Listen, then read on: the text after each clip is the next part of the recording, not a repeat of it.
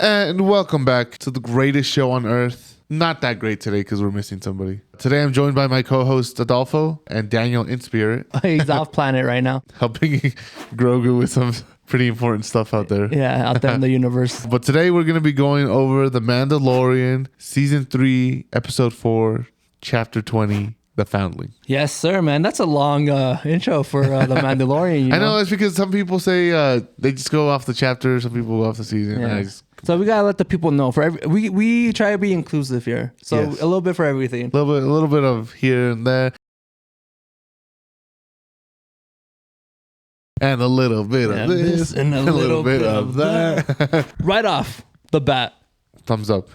oh, thumbs up. I'm I down. give it a thumbs up. Down, thumbs sideways. You were about to say down, but you're like, that's not down. No, sideways for sure. Yes, I like this episode better than last week. No. So we're midway through the series. I was gonna ask. We're halfway point. We're halfway. It's been a month. That's crazy. And a lot of people are saying that we haven't gotten a lot of meat in this season. Series, yeah. Do you believe so? No, I feel like we've gotten a pretty good amount of. I don't know if people they want action or they don't like how am I trying to say Well, this? I was gonna say Daniel did not like Andor because there wasn't a lot of action. That's what I was gonna say. We enjoyed Andor a lot. Season 3 of The Mandalorian has been very dialogue heavy, but I like that. But I enjoy it. I like that because I understand where this series is going. I understand that we are dealing with Bo-Katan's issues of trying to be a leader, and we saw more of that in this episode. We saw her taking those reins more and believing more in the way of the Mandalore. And well, we saw that kind of starting last week too, and we talked about it with we think the mythosaur spooked her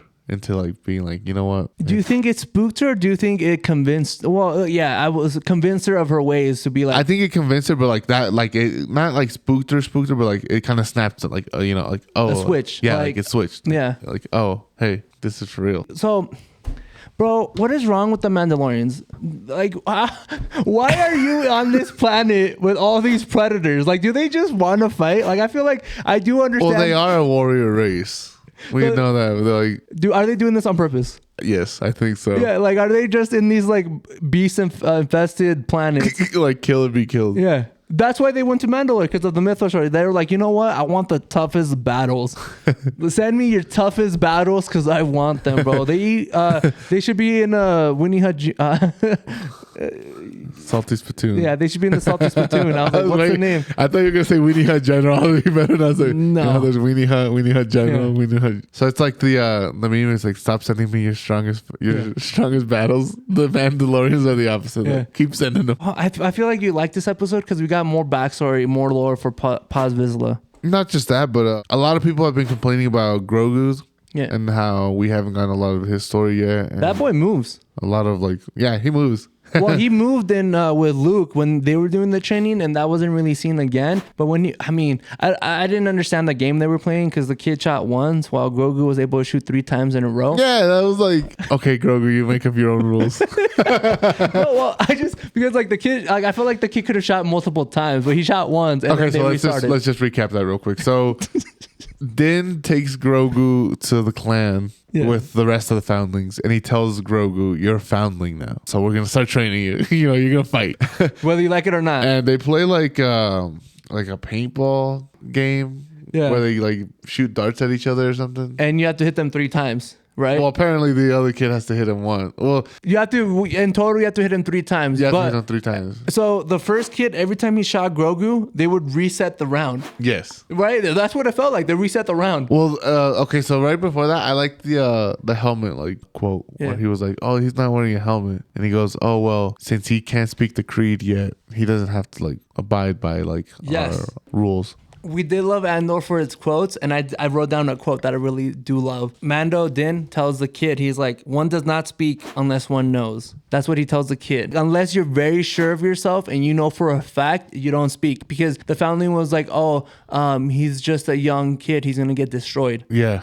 And he's too young to fight. Din's like, you're in for a rude awakening, my boy.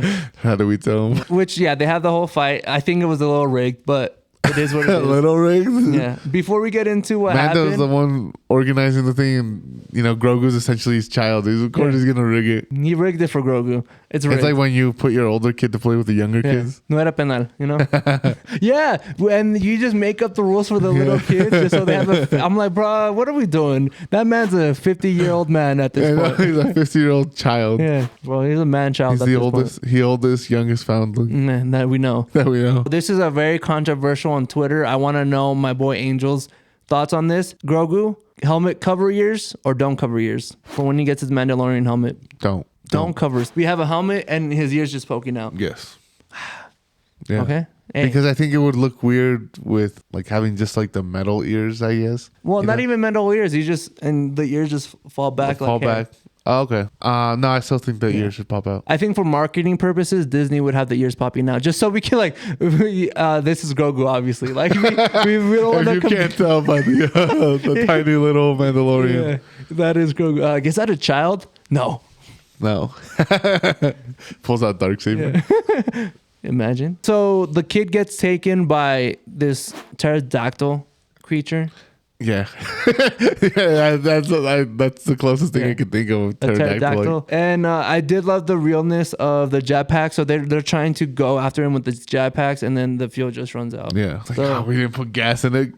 Damn it. Well, they didn't have time. They didn't know that. I mean, honestly, we talked about this. They're on a beast-infested planet. Yeah, they should always be ready. They should always be ready. You gotta stay strapped. Or it's like, that's the fourth foundling we lost this week. Yeah. Grogu goes and hangs out with the armorer. Yeah. And the armorer tells Grogu that making Beskar armor is like a deep dive into one's soul. Pretty much the armorer is saying this is very therapeutic. And I love doing this. Grogu's probably like, damn, that's crazy. Where's mine? That's crazy. I have no idea what you're saying right now. Did you think we were going to get Grogu like finally talking in this episode? Honestly, I think we have like another season. I do too. I don't think we get Grogu talking at all. I think he has to look within and get his traumas out. Well, speaking of looking within, we do get an Order 66 flashback. Another one, bro. Dave Filoni and Jon Favreau love their Order 66 flashbacks, and I enjoy them too. I love going back to that era. It was a great era. The prequel era was good. It was good. It gets a lot of hate. A lot of people are saying this is the redemption arc that we needed, but no. I say this is justice. My boy Ahmed Best comes back. And for those who don't know, Ahmed Best plays the meme lord. The meme lord. Jar Jar Binks. Secret Sith Lord. Oh, I forgot about that. Yeah. I won't touch upon this a lot, but I will say people hated on the prequels and then love them. People hate on the sequels, and I think eventually they're gonna love them. Just because Star Wars community is so toxic, bro. And I was a little scared of doing Star Wars content for this. Yeah, y'all are toxic. Toxic, bro. Toxicos. Peor que mi ex. They always correct us. Every time we post like a video and it somewhat gets traction, like I was like, you fucking idiots. But I love it. I don't know if I love the toxic. I miss her. I miss her. So Ahmed Best comes back, but he doesn't play Jar Jar Binks. No, he plays a Jedi. Thank goodness, bro. He deserves it. Well, he saves Grogu pretty much. Yes. Yeah. And the clone troopers are coming in, the Jedi fighting them off, and this boy has the job to save Grogu. He pretty much takes him on a ship and goes away. That's the whole. They go like on the hyperspace. Yeah. Do you think he survives? Like, do you think he'll come back in The Mandalorian? I think he does. The more Star Wars content we see, we're gonna see more like Jedi scattered throughout the universe, where they might not play like a huge role or whatever, but it's like, oh, this guy survived and this guy survived. Like Anakin. Anakin survived Order 66 because he's Darth Vader, stupid. Or not Anakin. Yeah, I was like, what? I don't know. I was thinking about Obi-Wan. Yeah. I don't know why I thought of Anakin. Well, because in the original movies, Obi-Wan says that's like they're the only Jedi left, him and Yoda. Yeah, but then in Obi-Wan, he's like, oh, there's more. Do you like the retcon of there being more Jedis during the Empire era than there was previously stated? Like I said, it's just more Star Wars content that comes out. It's gonna happen. Yeah, and it should. I do like the Jedi. It's gonna happen. I like the Jedi too. I want more Jedi during the Empire era. love Jedi lore. Yeah, I think honestly, I'm okay with them retconning the original movies just because when they came out, there wasn't a lot of lore, and not that they're expanding on it. Yes, the original movies are gonna have to be retconned. Yes, We're gonna get to a point where there's more Jedis in the Empire era than we originally thought. Yeah, but not even that. There's just gonna get to a point where everything's gonna get retconned almost. So And it's not even gonna be Star Wars. It's just gonna be Marvel versus Star Wars at this point. I think he comes back though. To answer your question, I think he comes back. Ahmed Best, I hope the best for you. So do you think this is gonna start triggering stuff inside Grogu's mind? Yes. To where his memories start coming back? He needs to realize some trauma, bro. That boy needs therapy. I can hook him up with somebody. I have a guy, Grogu, let me know. He needs therapy. He does. We need to talk about your issues. Grogu and Anakin's still cool though. I've seen that meme. Yeah, you cool, because he saved Grogu, so it's like, you cool. Like, I don't go to the temple tomorrow. Grogu, heads up. Grogu was the only nice. He was the only nice Padawan to me. Yeah, Grogu was like, "Hey, Anakin, for what it's worth, I believe that you should be a Jedi Master." Anakin was like, "I appreciate it." Oh, crosses him off the list. Don't go to the Jedi Temple tomorrow. Oh, that's a great meme. I do love that. I wish, honestly, I do love that Ahmed Best came back. But if they could have put that in this flashback where they just have like a meeting and they're like, "You deserve it, boy," and he's like, "Thank you." And you see him his name.